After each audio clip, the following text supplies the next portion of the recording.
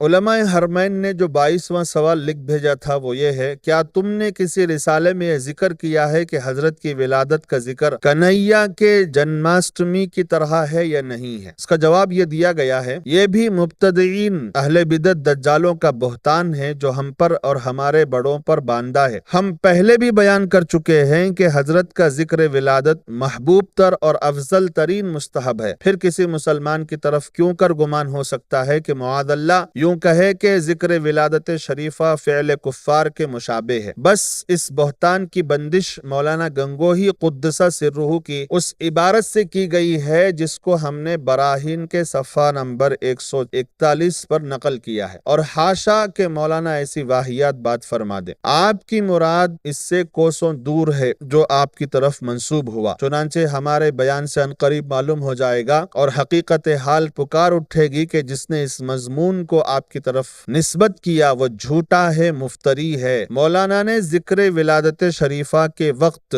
قیام کی بحث میں جو کچھ بیان کیا ہے اس کا حاصل یہ ہے کہ جو شخص یہ عقیدہ رکھے کہ حضرت کی روح پرفتوح عالم ارواح سے عالم دنیا کی طرف آتی ہے اور مجلس مولود میں نفس ولادت کی وقوع کا یقین رکھ کر وہ برتاؤ کرے جو واقعی ولادت کی گزشتہ ساعت میں کرنا ضروری تھا، تو یہ شخص غلطی پر یا تو مجوس کی مشابہت کرتا ہے اس عقیدے میں کہ وہ بھی اپنے معبود یعنی کنہیا کی ہر سال ولادت مانتے اور اس دن وہی برتاؤ کرتے ہیں جو کنہیا کی حقیقت ولادت کے وقت کیا جاتا، یا روافظ اہل ہند کی مشابہت کرتا ہے امام حسین اور ان کے تابعین شہداء کربلا رضی اللہ عنہم کے ساتھ برتاؤ میں، کیونکہ روافظ بھی ساری ان باتوں کی نقل اتارتے ہیں جو قولاً و فعلاً عاشورہ کے دن میدان کربلا میں ان حضرات کے ساتھ کیا گیا، چنانچہ نعش بناتے، کفناتے، قبور کھود کر دفناتے ہیں، جنگ و قتال کے جھنڈے چڑھاتے ہیں، کپڑوں کو خون میں رنگتے ہیں، ان پر نوحے کرتے ہیں، روتے ہیں، پیٹتے ہیں، اسی طرح دیگر خرافات ہوتی ہیں، جیسا کہ ہر وہ شخص آگاہ ہے جس نے ہمارے ملک میں ان کی حالت دیکھی ہوئی ہے۔ مولانا کی اردو عبارت کی اصل عربی یہ ہے، قیام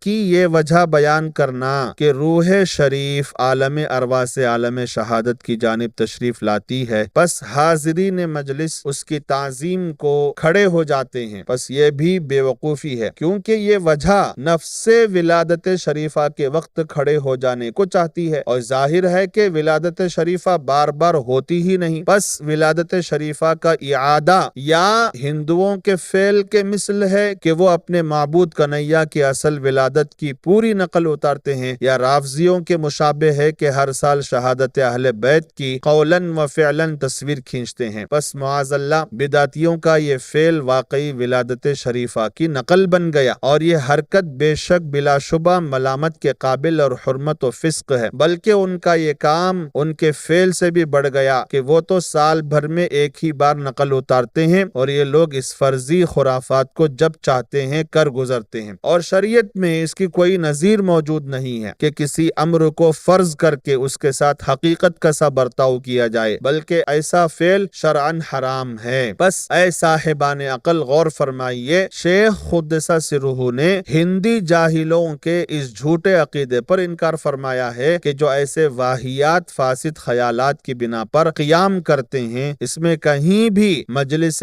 ذکر ولادت شریفہ کو ہندو یا رافضیوں کے فعل سے تشبیہ نہیں دی گئی، حاشا کہ ہمارے بزرگ ایسی بات کہیں، ولیکن ظالم لوگ اہل حق پر افطرا کرتے ہیں اور اللہ کی نشانیوں کا انکار کرتے ہیں۔